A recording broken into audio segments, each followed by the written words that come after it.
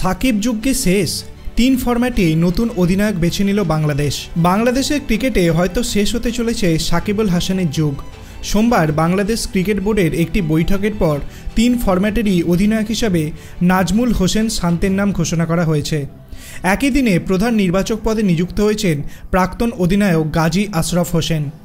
এতদিন পর্যন্ত 3টি ফরম্যাটেই সাকিব বাংলাদেশের ঘোষিত অধিনায়ক ছিলেন।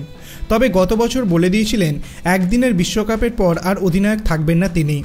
সাকিবের চোটের জন্য বিশ্বকাপের 2টি ম্যাচে নেতৃত্ব দেন নাজমুল। তারপর নিউজিল্যান্ডের সফরেও 3 ফরম্যাটেই তিনি অধিনায়ক ছিলেন। তাকেই এবার পূর্ণ সময়ের জন্য অধিনায়ক করা হলো।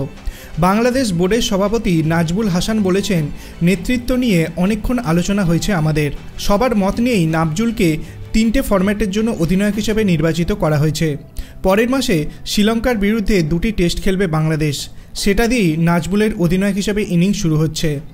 এদিকে বাংলাদেশ বোর্ডের আগের নির্বাচক কমিটি থেকে মিজাহুল আবেদিন এবং হাবিবুল বাশার বাদ পড়েছেন।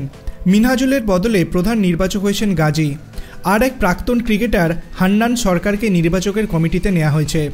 আপনার কি মনে হয় আগামী দিনে সাকিবুল হাসান কি বাংলাদেশ জাতীয় দলে আর সুযোগ পাবে? আপনার অভিমত আপনি কমেন্ট সেকশনে জানাতে পারেন। ভিডিওটি ভালো লাগলে লাইক করবেন, চ্যানেলটিকে সাবস্ক্রাইব করতে ভুলবেন না। ধন্যবাদ।